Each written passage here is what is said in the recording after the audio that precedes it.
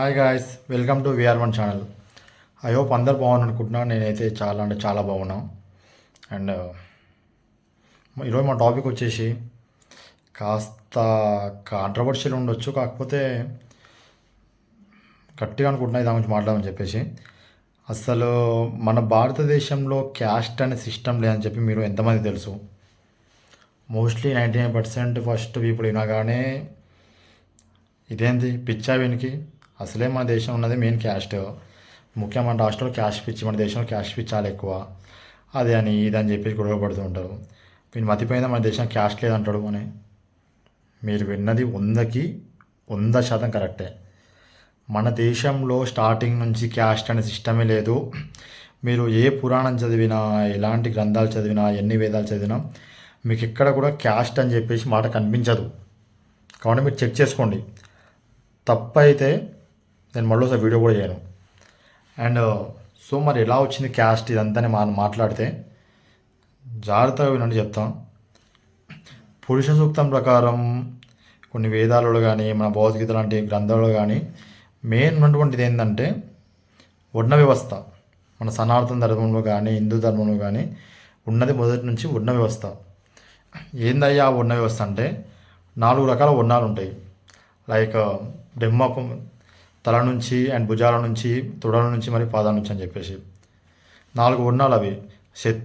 బ్రాహ్మణులు, క్షత్రియులు, వైశ్యులు, శూద్రులు అని చెప్పేసి వీళ్ళు ఎలా ఏర్పడ్డారంటే మన గ్రంథాల ప్రకారం బ్రహ్మ తల నుంచి పుట్టిన వాళ్ళు బ్రాహ్మణులు. అంటే వీళ్ళు ఏం చేస్తారు అయ్యా అంటే విద్యా విధానాలు బోధించడం కానీ, పూజలు చేయించడం కానీ ఇలాంటి పనులు వీళ్ళు చేస్తూ ఉంటారు. అండ్ నెక్స్ట్ బ్రహ్మ భుజాల నుంచి పుట్టిన వాళ్ళు క్షత్రియులు. వీళ్ళు లైక్ రాజులు లాంటి వాళ్ళు అనుకోవచ్చు, పరిపాలించేవారు, ప్రజలను చూసుకునే వాళ్ళు వీళ్ళు. అండ్ మూడో వాళ్ళు ఎవరంటే బ్రహ్మ తొడల నుంచి పుట్టిన వాళ్ళు. వీళ్ళని వైష్ణులు అంటారు, వైశ్యులు. సో వీళ్ళు ఏం చేస్తారయ్యా అంటే లైక్ వ్యాపారం చేయడం కానీ ఇలాంటి పనులు వీళ్ళు చేస్తుంటారు, ముఖ్యంగా వర్తకం కానీ వ్యాపారం కానీ ఇలాంటివి. అండ్ 4వ వర్ణం వాళ్ళు ఎవరంటే బ్రహ్మ పాదాల నుంచి పుట్టిన వాళ్ళు. వీళ్ళని శూద్రులు అంటారు. లైక్ శూద్రులు అంటే ఏందయ్యా అంటే వీళ్ళు ఎక్కువ శ్రమించేవారు, శారీరక శ్రమ ఎక్కువ చేసేవాళ్ళు, లైక్ మిగతా పనులు అన్నీ చేసేవాళ్ళు. వీళ్ళని శూద్రులు అంటారు. సో ఇప్పుడు తల నుంచి వచ్చారు వాళ్ళు ఎక్కువ, కాళ్ళ నుంచి వచ్చారు మీన్స్ పాదాల నుంచి వచ్చినారు తక్కువని కాదు ఎక్కడ కూడా. వర్ణ వ్యవస్థ ఎందుకంటే ఈ విధంగా పెట్టారు అంటే ఒక్కొక్కరు ఒక్కొక్క పని చేయడానికి. ఈ వర్ణ వ్యవస్థ అనేది శూద్రులైనా, వైశ్యులైనా, క్షత్రులైనా, బ్రాహ్మణులైనా నలుగురు కూడా సమానమైన వాళ్ళే. వాళ్ళ వాళ్ళ వర్ణానికి వాళ్ళ వాళ్ళ పని ఇవ్వడం జరిగింది. లైక్ ఇప్పుడు ఒక ఆయన ఆల్రెడీ ఒక పని చేస్తుంది అనుకోండి. నెక్స్ట్ ఇప్పుడు ఒక ఆయన ఆల్రెడీ శ్రమించి పని చేస్తుండు, ఆయన శూద్రుడు అన్నాం. తర్వాత వీళ్ళ పుట్టే పిల్లలు అదే పని చేస్తాను లేదు, వీళ్ళ పుట్టే పిల్లలు ఏమైనా వ్యాపారం చేసిన అనుకోండి, వీళ్ళు ఆటోమేటిక్గా వైశ్యులు అయిపోతారు. ఇంకా వీళ్ళు ఇదే పని చేయాలి అట్లా అని చెప్పి ఇక్కడ కూడా మనం మెన్షన్ చేసి లేదు.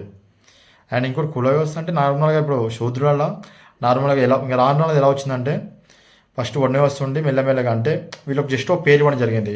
లైక్ వీడు వ్యాపారం చేస్తాడు, వీళ్ళని కనీసం కోమడి అని చెప్పేసి, వీడు కుండలు తయారు చేస్తాడు, వీనికి సరే ఒక పేరు ఇద్దాం కుమ్మరి అని చెప్పేసి, ఇలా లైక్ నేత వేసే వాళ్ళని సాలుళ్ళు ఇలా చేసే వాళ్ళని కొన్ని మెల్లమెల్లగా ఇలాంటి పేర్లు ఇవ్వడం జరిగింది.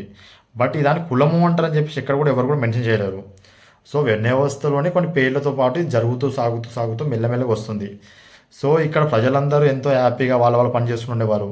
ఎవరు కూడా తక్కువ చూడబడేవాళ్ళు కాదు, ఎవరు కూడా ఎక్కువ చూడబడేవాళ్ళు కాదు. ఇప్పుడు ఇంటిగా పూజ అవసరం వచ్చింది, బ్రాహ్మణుడు వచ్చేవారు. అదే బ్రాహ్మణుడికి ఏదన్నా అవసరం వచ్చింది ఇంట్లో పని చేయడం, శూద్రుడు వచ్చేవారు. బట్ ఎక్కడ కూడా తక్కువ నువ్వు పని చేస్తున్నాము, ఈ పని చేస్తే తక్కువ, ఈ పని చేస్తే ఎక్కువ అని ఎక్కడ కూడా లేదు. కాకపోతే నార్మల్గా ఏంటంటే బ్రాహ్మణుడు కొంచెం గౌరవం ఎక్కువ ఇచ్చేవారు. ఎందుకంటే వాళ్ళు కాస్త పూజలు చేస్తారు ఇంట్లో, అవి కొంచెం ఈ సాంప్రదాయాలు ఉంటాయి పట్టింపులు కాబట్టి. బట్ ఎక్కడ కూడా ఎక్కువ తక్కువ అనే భేదభావం లేకుండా ప్రజలందరూ చాలా సంతోషం జీవనం గడిపేవారు. అండ్ వర్ణ వ్యవస్థలోనే వివిధ పేర్లు కొన్ని పిలుచుకునేవాళ్ళు. ఎందుకంటే వాళ్ళు పలకడానికి ఈజీ ఉంటుంది, దాన్ని గుర్తుపట్టడానికి ఈజీ ఉంటుందని చెప్పేసి. సో మన వాళ్ళకి ఏమైంది రాను పిచ్చి. సరే ఇప్పుడు ఎగ్జాంపుల్ ఒక ఇంట్లో ఒక కుండలు చేసే వాళ్ళు ఒక ఉన్నారు. అండ్ రేపు వాళ్ళు ఒక అమ్మాయిని చేసుకోనుకుంటారు, వాళ్ళ కొడుకు వివాహం. సో అమ్మాయిని కూడా మోస్ట్లీ కుండలు చేసుకునే వాళ్ళ నుంచి ఇంటి నుంచి తెచ్చుకోవడానికి ప్రిఫరెన్స్ ఇచ్చేవాళ్ళు. ఎందుకంటే ఇప్పుడు ఎగ్జాంపుల్ అమ్మాయి వాళ్ళ ఫ్యామిలీ నేత ఫ్యామిలీ ఉందనుకోండి, అమ్మాయిని దుస్తులు నేర్చేటువంటి వాళ్ళ ఫ్యామిలీ ఉందనుకోండి, అమ్మాయి దుస్తులు నేర్చే పని వస్తుంది. బట్ వీళ్ళ ఇంట్లో ఏంటంటే కుండలు తయారు చేసిన బతికే వాళ్ళు వీళ్ళు. రేపు అమ్మాయి వచ్చినప్పుడు ఆమె ఒక పని ఈరొక పని చేస్తే వీళ్ళు కుదరదు. సో అందుకని ఏం చేసిన వీళ్ళు అంటే సరే మనం కూడా సేమ్ మన పని చేసే అమ్మాయిని తెచ్చుకుందాము, క్యాస్ట్ అని కాదు ఎక్కడ కూడా, మనం చేసే పని ఉన్న అమ్మాయిని తెచ్చుకుందాము వీళ్ళు తెచ్చుకునేవాళ్ళు. సో అలా మెల్లమెల్లగా అలా అలవాటు అవుతూ వచ్చింది. కుండలు చేసే వాళ్ళు కుండలు చేస్తున్న వాళ్ళు, చెప్పులు కుట్టుకునే వాళ్ళు చెప్పులు కుట్టుకునే వాళ్ళని, నేత కోసం వాళ్ళు నేసిన వాళ్ళని, వ్యాపారం చేసే వాళ్ళు వ్యాపారస్తులు పెళ్లి చేసుకోవడం వచ్చింది. బట్ అక్కడ కూడా మన కులపిచ్చి అనేది ఎక్కడ కూడా లేకుండే. సో ఇదంతా బాగానే ఉంది. మెల్లమెల్ల రాను రాను ఎలా అయిపోయిందంటే నెక్స్ట్ వీడు పుడితే వాళ్ళు చేసే పైని బట్టి మనకి కొన్నం ఇవ్వాలి అండ్ మనకు ఆ పేరు ఇవ్వాలి, ఫలానా కుమ్మరి, చాకలి, మంగలి, నేత అని చెప్పేసి. కాకపోతే మన వాళ్ళు ఏంటంటే పుట్టిన పిల్లగానికి కూడా స్లోగా ఇదాన్ని అలవాటు చేయడం జరిగింది. లైక్ ఇప్పుడు వీడు పుట్టిండు కుండలు చేసుకునే వాళ్ళకి, సో సరే వీని కుమ్మరని పేరు ఇచ్చేద్దాం. లైక్ వీడు శూద్రుడు, సరే వీడు వ్యాపారం చేసిన పుట్టిండు, సరే వీడు వైశ్యుడు అని ఇవ్వడం జరిగింది. ఇక్కడ కొంచెం అనేది గట్టి భావం ఏర్పడింది. ఇక్కడ ఇది కొంచెం తొలి పునాది అనుకోవచ్చు మన క్యాస్ట్కి. కాకపోతే మరీ మన వాళ్ళు మరీ కొట్టుకున్నంత ఏం లేకుండే. అండ్ ఇంకోటి మీరు గమనిస్తే ప్రజెంట్ చాలామంది దళితులు దళితులు అంటారు. అసలు దళితులు అనే పదము ఏ సనాతన ధర్మంలో, ఏ హిందూ ధర్మంలో ఎలాంటి భారతీయుడు కూడా పెట్టినటువంటి పదం అయితే కానే కాదు అసలు అది. సో ఇలా నార్మల్గా వర్ణ వ్యవస్థ స్లో కొంచెం కులం లైక్ ఇలాంటి పేర్లు పెట్టి పిలవడం జరుగుతూ వస్తుంది.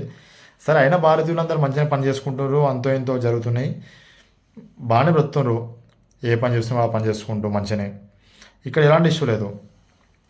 అయితే ఎప్పుడైతే బ్రిటిష్ వాళ్ళు మన దేశానికి వచ్చినారో అతి పెద్ద దరిద్రం ఏమైందయ్యా అంటే వాళ్ళు రావడంతో మనం పాలించిన చాలా చేసినారు. బట్ ఏంటంటే మన లోపల ఐక్యత అనేది కొంచెం అంతగా ఏం విడిపోలేదు. ప్రజల మధ్యలో అయితే ప్రజలు బాగానే జీవించే వాళ్ళు, కొంచెం ఇబ్బందులు పడ్డా కూడా. కాకపోతే బ్రిటిష్ గవర్నమెంట్ తీసుకొచ్చినటువంటి అతి చెత్త విధానం ఏంది, మన దేశాన్ని ఇంత భ్రష్టు పట్టించడానికి ఈరోజు ఇన్ని గొడవల కారణమైన విధానం ఏంటంటే 1871 1871 సంవత్సరంలో బ్రిటిష్ గవర్నమెంట్ ఒక రూల్ తీసుకొచ్చింది. అదే విభజించు పాలించు, డివైడ్ అండ్ రూల్ అని చెప్పేసి. సో ఇక్కడ మనకు మొట్టమొదటి బీజం పడ్డది అండ్ ఇప్పుడు కన్ను అవుతుంది. ఏందయ్యా అదంటే దళితుడు. అంటే అంతకుముందు ఈ పదం అనేది ఎక్కువ ఎవరు కూడా వినలేరు, ఇక్కడ ఉండేది కాదు. ఆల్రెడీ వర్ణ వ్యవస్థ ఉంది.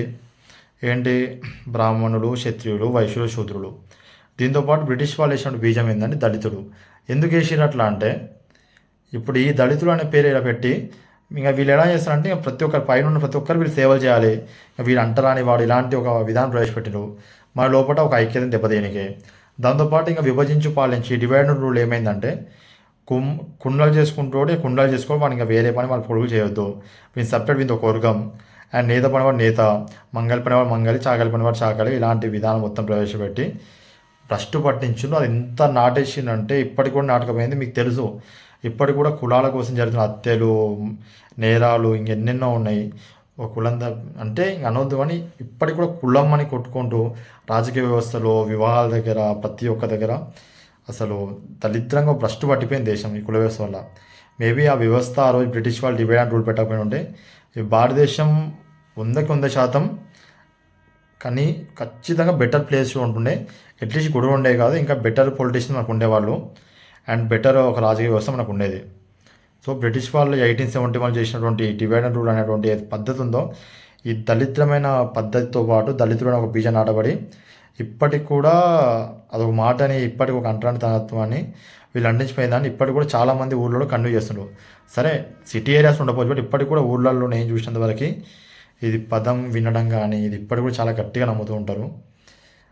అండ్ వీడియోని చాలామంది షేర్ చేయండి. ఎందుకంటే అసలు మన దగ్గర ఎక్కడ లేని దళితుడు అనే పదం వీళ్ళు ప్రవేశపెట్టడంతో పాటు ఈ కులవ్యవస్థ వీళ్ళు బీజం వేసింది వాళ్ళది మనమేంది పాటించేది. మన హిందూ ధర్మంలో, మన సనాతన ధర్మంలో మీరు ఎన్ని వేదాలు చదివినా, ఎన్ని గ్రంథాలు చదివినా, ఎన్ని పురాణాలు చదివినా మీకు అనిపించేది ఓన్లీ వర్ణ వ్యవస్థ మాత్రమే. బ్రాహ్మణులు, క్షత్రియులు, వైశ్యులు, శూద్రులు, ఈ దళితులు అనే పదం కానీ కుల వ్యవస్థ కానీ ఎక్కడ కూడా మన దాంట్లో లేదు. ఐ హోప్ ఇప్పటికైనా సరే కులాంతర వివాహాలు చేసుకున్నా కూడా ఎలాంటి చేయకుండా మన కులపోవడం అని చెప్పి ఓటేయకుండా మన కులపోవడం అని చెప్పేసి వీళ్ళని దగ్గర పిలుచుకోవడం, వీళ్ళు స్నేహం చేయడం ఇలాంటివి మానుకొని అందరం ఫస్ట్ ఆఫ్ ఆల్ మనం భారతీయులము, మనం జస్ట్ మనకు ఉన్నది ఒక వర్ణ వ్యవస్థ మాత్రమే. మనం చేసే పనిని బట్టి మన కులం నిర్ణయించేటువంటి సిచ్యువేషన్ నుంచి మనం పుట్టిన దాన్ని బట్టి కులం నిర్ణయించుకునే సిచ్యువేషన్ మనం ఉన్నాం. ఇది ఒక దరిద్రమైన సిచ్యువేషను. ఎవరి మనోభావాలు దెబ్బతినా పర్లేదు, బట్ ఇది ఫ్యాక్ట్. మీరు ఏ పురాణాలు చదివినా, ఏ గ్రంథం చదివినా, ఈవెన్ భగవద్గీత చదివినా కూడా మీకు అందులో ఇదే ఉంటుంది. అందరికీ అర్థమైంది అనుకుంటున్నా. ఈ వీడియో వీలైనంత ఎక్కువ మంది షేర్ చేయండి. ఎందుకంటే నిజాలు, ఈ ఫ్యాక్ట్ అనేది ఖచ్చితంగా ప్రతి ఒక్క భారతీయునికి తెలవాలి. అండ్ ఇప్పటికైనా సరే మీరు కులం అనేటువంటి ఒక కులం మాని, మన సనాతన ధర్మంలో అయినటువంటి కులం అనేటువంటి ఒక జబ్బుని, వ్యాధిని మాని అందరూ కూడా కలిసిమెలిసి ఒక అన్నదమ్ములు, అక్క చెల్లెలాగా అందరం మంచిగా ఉందాం. మనకున్నది ఓన్లీ మతం మాత్రమే, ఒక వర్ణం మాత్రమే, కులం అనేది ఎక్కడ పడలేదు. ఈరోజు నువ్వు ఏ కులమన్నా కావచ్చు, నీకు ఏ పేరైనా పెట్టవచ్చు, నువ్వు ఒక జాబ్ చేస్తున్నావా, ఒక కంపెనీకి పని చేస్తున్నావు కాబట్టి నువ్వు శూద్రునివి. నువ్వు ఒక నీ సొంతంగా నువ్వు వ్యాపారం చేస్తున్నావు, నువ్వు వైష్ణువి, నువ్వు ఒక వైశ్యునివి. అదే లేదు మేము పూజలు పునస్కారాలు చేస్తూ బ్రతున్నావా, నువ్వే ఇక్కడ కులం పట్టు, నువ్వు ఒక బ్రాహ్మణుడివి. లేదు నువ్వు ఒక 10 మందికి జాబ్ ఇచ్చి వాళ్ళని చూస్తూ ఉన్న మేనేజ్మెంట్ చేస్తుంటావా, నువ్వే ఒక క్షత్రియునివి.